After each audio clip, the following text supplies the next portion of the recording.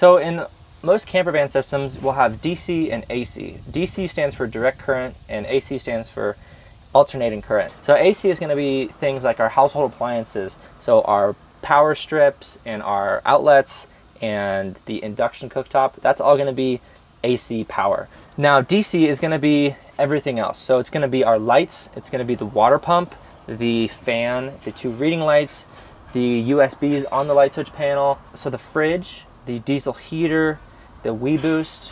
That's all going to be 12 volts. So now I'm going to go over our power system and how the EcoFlow Power Hub integrates with the vehicle. Here is your EcoFlow Power Hub. This is your inverter and your solar charge controller all in one.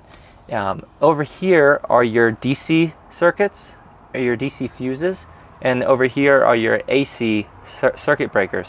So there are 6 here, and then there are 12 circuit breakers here. There is a DC button on this, so you can do it on the app, you can do it on the monitor right by the bed, and if I click this off, that's going to turn everything off. All of our lights, our reading lights, our fridge, the diesel heater, light switches, fan, anything 12 volt. If you're wondering like why the power is not working, it's one of the first things I always go to is making sure your DC power is on.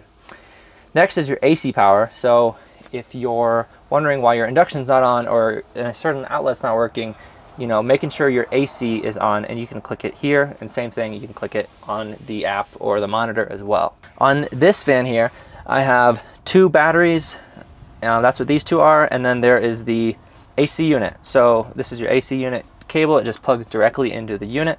Over here on the left is your alternator in, so that connects to the van battery itself, and that's going to allow you to charge while you're driving. So everything works on the app as well.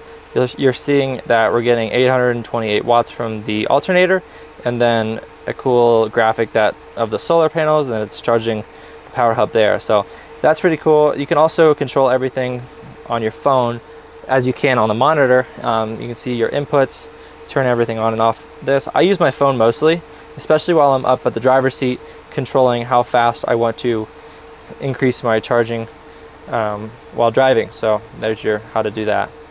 Next is your charge while idling.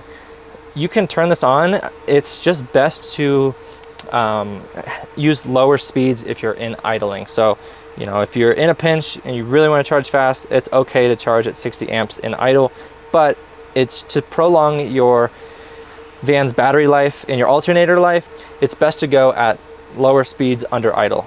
Once you stop driving, it's going to detect that you've stopped and it will stop charging. That way you're not left with an empty battery and a drained battery in the middle of nowhere. So it does it for you, really nice. And you can adjust the charge rates at anywhere from 1 amp to 60 amps, which is roughly at 60 amps, it's about 830 watts. Lastly, this is your solar, and to the right of that is an extra solar input. So some people, if they're going to be, say, working remotely and using a lot of power, using your AC unit during the day, you can get a deployable 400 watt solar panel, put it across the windshield to block out some sun, and then you can put it right in this PV in 3 port that will allow you to get some extra solar there. Right in here is your EcoFlow Power Hub, and there are 6 screws in the top here, and you can actually pull this panel off. We have our labeled AC outlets, and we have our labeled DC over here, and if you ever need to add more 12 volt ports, you can actually just plug them right into it. They just flick up, and then you can push the stripped wire into it and then flick it down. And same thing with the AC power. If you want to add more outlets, the cool thing about our system is you can do it quite easily. So next we have our 2 batteries. I have 10 kilowatts in this one. We have a lot of different configurations, and the updated ones are on our website. So on the website there is a list on how long your van can run on with each different appliance.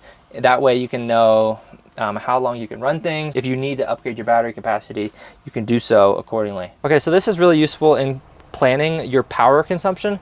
You know, if you realize that, you know, on this day we accumulated 200 or 2.5 kilowatts, you know, that tells you that how much we can use our AC unit under normal inputs.